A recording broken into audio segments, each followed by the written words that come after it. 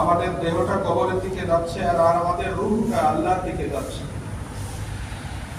আমাদের দেহটা কবরের দিকে যাচ্ছে, আমাদের রূহটা আল্লাহর দিকে যাচ্ছে। আমাদের সামনের সময়টা অত্যন্ত কম। এই হিসেবে যে আমাদের যে কাজের মাধ্যমে আল্লাহর সামনে যে ঈমানদার হিসেবে, মুমিন মুসলমান হিসেবে আল্লাহর সামনে সাক্ষাৎ করার মতো আয়োজন, আমাদের অর্জন খুবই সীমিত, খুবই অল্প। যে ইবাদত বন্দেগী নিয়ে আল্লাহর সামনে দাঁড়ায় আমি মুমিন হিসেবে, মুসলমান হিসেবে সামনে দাঁড়াবো, এমন আমল খুব কম থাকার কারণে আমাদের সবসময় চিন্তা থাকা দরকার, আমাদের সবসময় হুঁশিয়ার থাকা দরকার যে আমার সামান্য সময় সামনে আছে, যে সময়টা আমাকে পরিপূর্ণ মুসলমান মুমিন হওয়ার পথে কোনো কাজ যেন বাধা সৃষ্টি হয়ে না দাঁড়ায়।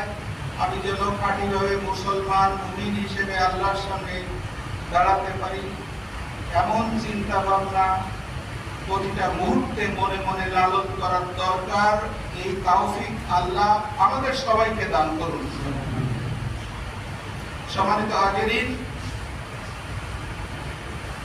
একজন ঈমানদার, একজন মুসলমান যাদের নসিবে কাবাঘরকে সামনে নিয়ে তাওয়াফ করার সুযোগ হয়নি, সাধারণ মুসলমান এই সংখ্যাটাই সব থেকে বেশি। অথচ তারা বাড়ি থেকে ওযু করে আমি মসজিদে জুমার নামাজ পড়তে যাচ্ছি, এই নিয়তটা লালন করে যে ব্যক্তি মসজিদে আসতে পারে, সেজন্য মনে হয় আল্লাহর রাস্তায় ইহরাম বেঁধে হজ করতে রওনা হয়েছে। বলেন সুবহানাল্লাহ। সাথে সাথে নিয়তের মধ্যে রাখতে হবে এই সারা পৃথিবীতে যারা মুসলমান তাদের একটা মসজিদ আছে, যে মসজিদে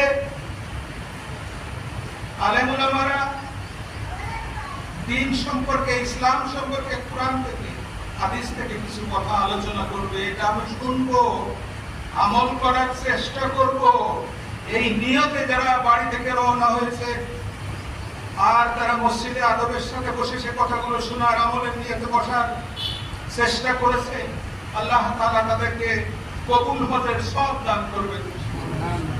আমরা যতটুকু সময় এখানে বলবো